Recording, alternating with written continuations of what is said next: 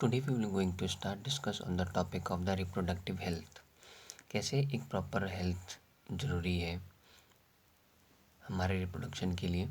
Health is a state of complete mental, physical and social wellbeing. Health बहुत ज़्यादा ज़रूरी है जिससे हमारी मेंटली, फिजिकली और सोशली वेलबींग हम तभी सही से किसी भी चीज़ को सोच सकते हैं, कर सकते हैं या फिर समझ सकते हैं. A person is said to be have a good health when he is free from any disease. हम उसी व्यक्ति को हेल्थी बोल सकते हैं जिसके पास कोई बीमारी ना हो.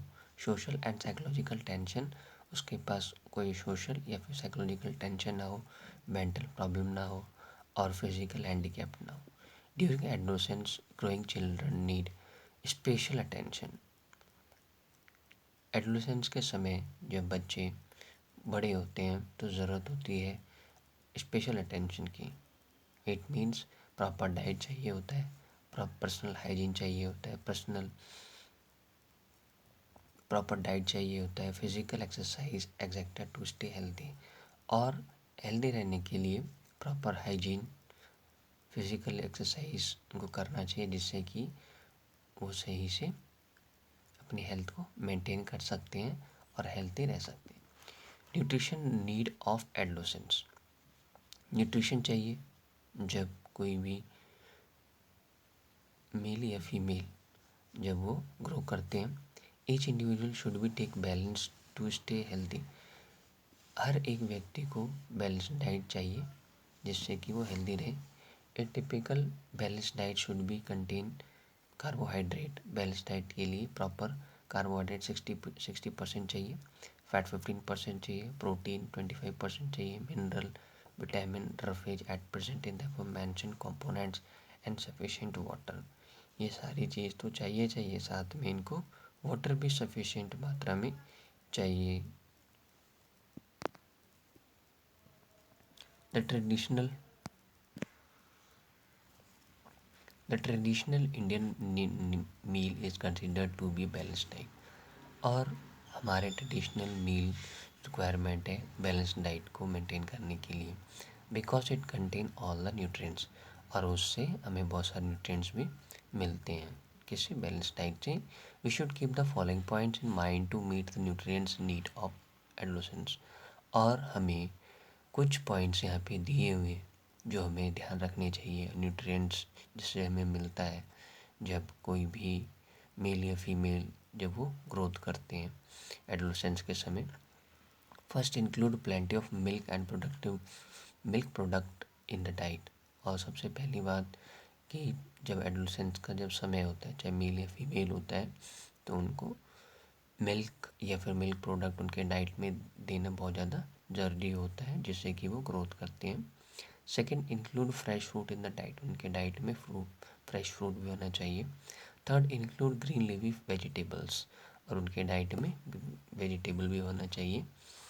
Fourth, avoid consuming junk food. और जंक फूड से बचना चाहिए. Personal hygiene.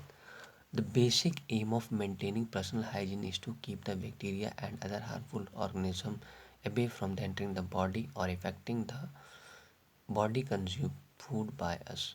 हमें ऐसा भोजन करना चाहिए जिससे कि हमारा प्रॉपर हेल्थ मेंटेन रह सके. हमारे बॉडी के अंदर कोई बैक्टीरिया ना क्रिएट हो, कोई इन्फेक्शन ना हो. अगर हम प्रॉपर हाइजीन वाली फूड लेंगे तो किसी भी तरह की बीमारी हमारे बॉडी में एंटर नहीं करेगी. Otherwise disease can develop. अगर हम प्रॉपर डाइट नहीं लेंगे तो डिसीज़ भी क्रिएट होगा हमारे बॉडी के अंदर. It is very important to take a bath every day. और हर दिन हमें नहाना चाहिए. All the part of body should be wanted and clean every day. हर दिन हमारे को अपने बॉडी को क्लीन करना चाहिए. Under garment should be changed every day, है ना. The following point should be kept in the mind by the parents and the family. और बहुत सारी जो पॉइंट्स हैं यहाँ पे हमारे दिमाग में रखना चाहिए हमें, और पेरेंट्स को भी ध्यान में रखना चाहिए और उनकी फैमिलीज़ को भी. First, keep all the part of body clean by taking bath daily. जब भी अपना है पूरे बॉडी को अच्छी तरह से क्लीन करें. Second, always wash your hand before and after meal. जब भी आप खाना खाएं उसके बाद हाथ धोएं और उससे पहले भी हाथ धोएं. Wash your teeth and mouth before and after each meal. जब भी आप खाना खाते हैं अपने मुंह को धोएं, पहले भी और बाद में भी, जिससे कि जर्म्स आपके माउथ में ना रह सके। Fourth, change your clothes specially under garment every day. और हर दिन हमें अंडर गारमेंट्स चेंज करना चाहिए। Use clean toilets for defection, और टॉयलेट्स को साफ रखना चाहिए। फिजिकल एक्सरसाइज जो बहुत ज़्यादा ज़रूरी है। Do some physical exercise in the morning regularly. Brisk, walking, running, cycling, swimming, skipping and dancing are good physical exercise. ये सारी फिजिकल एक्सरसाइज है जो हमें करनी चाहिए, जिससे कि हम सभी फिट रह सकते हैं। Even playing badminton, volleyball can give you sufficient physical fitness. और आप अगर बैडमिंटन या वॉलीबॉल भी खेलते हैं तो उससे भी आप सफिशिएंट फिट रह सकते हैं। से नो टू ड्रग्स, और हमें किसी भी तरह का नशीले पदार्थ का यूज़ नहीं करना चाहिए। Adolescence is a state where an individual can face anxiety and a curious. एक जब यौवन अवस्था में कोई व्यक्ति रहता है तो बहुत सारी प्रॉब्लम को उनको फेस करना पड़ता है। Some individuals from your peers group में suggest you to take drugs. कुछ जो यौवन अवस्था में जो व्यक्ति होते हैं वो टेंशन के मारे ड्रग्स को लेना स्टार्ट करते हैं। स्मोक फॉर प्लेजर और to get relief from any kind of tension और anxiety.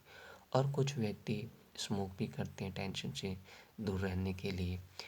They should be avoided as they cause harm to the body, और हमें इससे अवॉइड करना चाहिए जिससे हमारी बॉडी को हार्म होती है। If taken regularly they ruin health and happiness. अगर आप इसको लगातार लेंगे तो आपके जीवन में क्या होगा, खुशी कम हो जाएगी और आपका हेल्थ सिस्टम भी धीरे धीरे बिगड़ने लग जाएगा। AIDS is a disease which is caused by HIV virus. HIV virus की वजह से ये एड्स डिसीज़ होता है। This virus destroy the natural defections machine of the body and make it susceptible to the disease. The ways by which this virus is transmitted. कैसे ये virus transmit होता है from an infected person to normal person. जो infected person होता है उससे normal person को फैलता है। First, sharing the needle of the syringe for the injecting drugs. जब भी सिरिंज का यूज़ किया जाता है, पुराने निडल को यूज़ नहीं करना चाहिए जब भी किसी भी इंसान को इंजेक्शन दिया जाए। सेकेंड, उससे भी फैलता है through the infected mother to her infant, और मदर के वजह से भी ये वायरस फैलता है। Unprotected sexual contact with the infected persons. किसी पर्सन को अगर एड्स अगर हो रखा है तो उनके साथ अटैच में आने के बाद भी वो भी नॉर्मल पर्सन को फैलता है। देयर इज़ नो वैक्सीन और medicine for AIDS so far, so as it stand today AIDS is preventive disease. और कोई भी वैक्सीन या मेडिसिन एड्स का नहीं है जिससे कि आप उसे दूर कर सकते हैं, पर हम कुछ प्रिवेंटिव डिसीज़ स्टेप्स हम कुछ ले सकते हैं। तो how to prevent AIDS, use disposal syringe. कोई भी सिरिंज आपको यूज़ करते हैं आप उसको ख़त्म करें। Get blood from registered blood banks for transfusion. जब भी ब्लड की रिक्वायरमेंट होती है किसी भी पेशेंट को तो रजिस्टर्ड ब्लड बैंक से ब्लड लेना चाहिए, क्योंकि ब्लड के अंदर भी ये प्रॉब्लम होती है। थर्ड, से have safe and protective sex. और ऐसे लोगों से बचें जो इन्फेक्टेड हैं, इनके फिज़िकल कांटेक्ट में नहीं आना है, जिनको इस तरह की प्रॉब्लम हो एड्स की। Fourth, HIV infected mother should not breast feed her baby. और जिन मदर को HIV है वो अपने बच्चे को स्तनपान अपने बेबी को ना कराए, क्योंकि उनके साथ उनके बच्चों को भी हो सकता है। Thank you. Thanks a lot. We will meet again in next topic with next video.